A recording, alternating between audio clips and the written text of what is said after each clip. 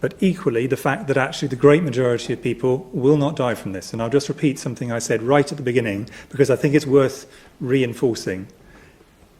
Most people, a significant proportion of people will not get this virus at all, at any point in the epidemic, which is going to go on for a long period of time.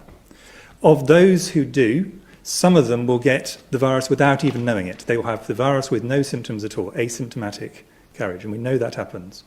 Of those who get symptoms, the great majority, probably 80%, will have a mild or moderate disease. Might be bad enough for them to have to go to bed for a few days, not bad enough for them to have to go to the doctor.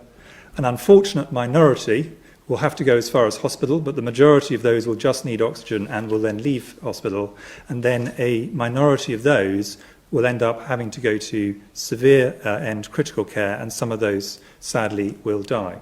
But that's a minority. It's 1% or possibly even less than 1% overall. And even in the highest risk group, this is significantly less than 20%, i.e. the great majority of people, even the very highest groups, if they catch this virus, will not die. And I've really wanted to make that point really clearly. Do you know, for example, now how many people in the country have recovered from the virus and are now perfectly healthy again, such as the Prime Minister, for example? Well, we have data. Obviously, you don't know everybody for the reasons Chris has said, because a large number of people have been asymptomatic or haven't gone to the doctor. But we do have recovery rates. They are available, and I see absolutely no reason why they shouldn't be made available. Yes, we certainly have hospital recovery rates. Yes, so we have, in a sense, what we have, and this is where I wouldn't want people to overread them, but it's important, they're perfectly open data, actually. It's perfectly possible to get hold of them if people want, is we have data on the people who got as far as hospital, how many of those left hospital. But of course, they're at the very severe end of the spectrum.